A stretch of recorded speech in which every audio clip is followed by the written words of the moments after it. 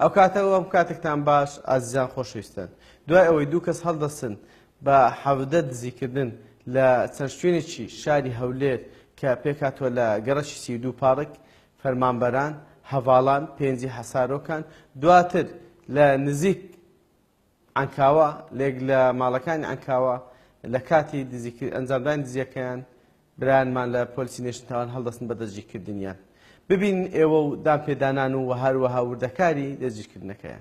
دوای ئەوەی ئاگادار کراینەوە بە هەبوونی ڕووداوی دزینی چەند مۆلیدەیەکی کارەبایی لە چەنگەڕەکێکی جیا لە ناو شاری هەولێر ئەوە بوو دەستمان کرد بە کۆکردنەوەی زانیاری لەسەر ئەم تۆمەتبارانە لە ماوەیەکی کەمدا توانیمان ئەو تۆمەتبارانە دەستنیشان بکەین کەوا هەڵدەستن بە ئەنجامدانی ئەم تاوانی دزیانە.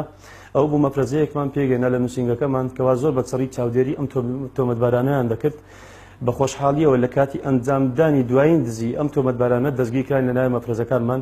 ئەو بوو لە کاتی لێکۆڵینەوە تۆمەتبارەکان دانیان نا بە ئەنجامدانی 17 تاوانی دزی.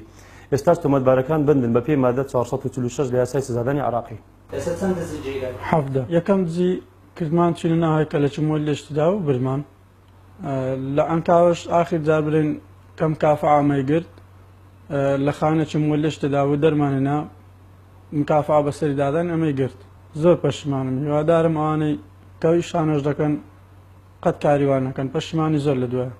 ئەمن برادەرەکەم بووین ڕۆژی بە پێش هەیکەلێکی خاندا ڕۆیشتین مۆیدە لە پێش دەرکەی بوو ئاویشتمان ناماتۆر ڕۆیشتین. دزی دووەمیشمان ئەوە بوو چوونی عەنکاوەی لەگەڵ برادەرم لە عەنکاوەی دەمەچ خۆما خافران دوایان مۆلەک لە پێش دەرکە بینایەکی بوو مۆلەکەمان ئاویشت ناماتۆڕی و جەمعەت مکافعی بەسەریان دادەین ئەمەیان گرت.